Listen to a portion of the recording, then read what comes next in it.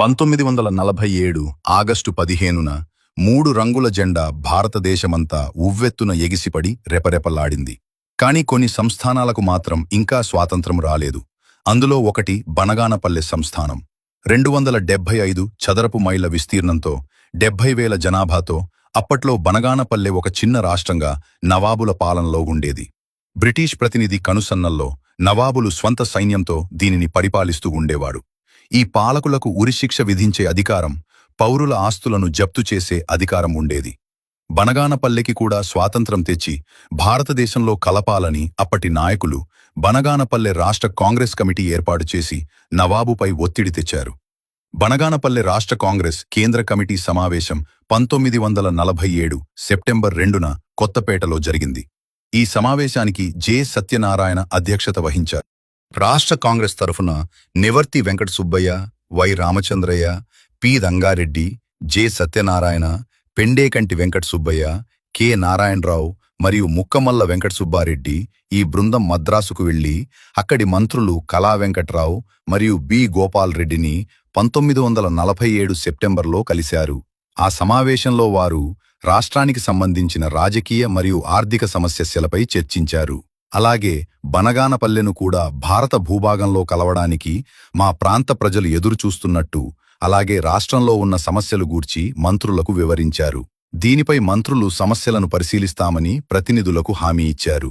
తరువాత 1947 నవంబర్ 17న రాష్ట్ర కాంగ్రెస్ కార్యవర్గ సమావేశంలో జె. సత్యనారాయణ, నివర్తి వెంకట సుబ్బయ్య మరియు ముక్కమల్ల వెంకట సుబ్బారెడ్డి గారు ప్రసంగిస్తూ నవాబు మీర్ ఫజిల్ అలీ ఖాన్ గారు రాష్ట్ర కాంగ్రెస్ అభిప్రాయాన్ని నిర్లక్ష్యం చేయకూడదని, సంస్కరణలను తొందరపాటుగా అమలు చేయకూడదని హెచ్చరించారు.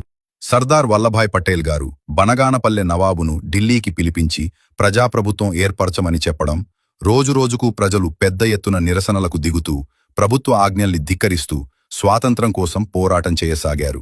నవాబ్ మీర్ ఫజిల్ అలీ ఖాన్ గారు బనగానపల్లె సంస్థానాన్ని కర్నూలు జిల్లాలో కలపడానికి ఒప్పుకొని 1948 ఫిబ్రవరి 18వ తేదీన విలీన పత్రం మీద సంతకం చేశారు. భారత గవర్నర్ జనరల్ మరియు నవాబ్ సయ్యద్ మీర్ ఫజల్ అలీ ఖాన్ కుదిరిన ఒప్పందం ప్రకారం బనగానపల్లె నవాబ్ తన రాష్ట్ర పరిపాలన, అధికారాలు, న్యాయాధికారాలు అన్నింటినీ 1948 ఫిబ్రవరి 20 నుండి భారత యూనియన్ ప్రభుత్వానికి అప్పగించారు. ఈ ఒప్పందంలో నవాబ్కు ప్రతి సంవత్సరం రాష్ట్ర ఆదాయాల నుంచి పన్నులు లేకుండా 53,900 రూపాయలు ప్రైవీపర్స్గా ఇవ్వాలని నిర్ణయించారు. 1948 ఫిబ్రవరి 23న బనగానపల్లె కోటలోని దర్బార్ హాల్లో ప్రత్యేక కార్యక్రమం జరిగింది. కర్నూలు జిల్లా కలెక్టర్ ఎంపీ బంగారా బనగానపల్లె పరిపాలనను స్వీకరించారు.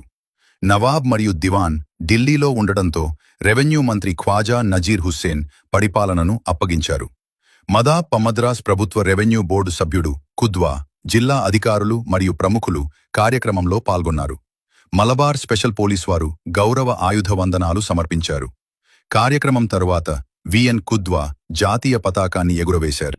అలా బనగానపల్లె సంస్థానం నవాబుల పాలన నుంచి స్వాతంత్రం పొంది భారతదేశంలో ఒక భాగమైంది.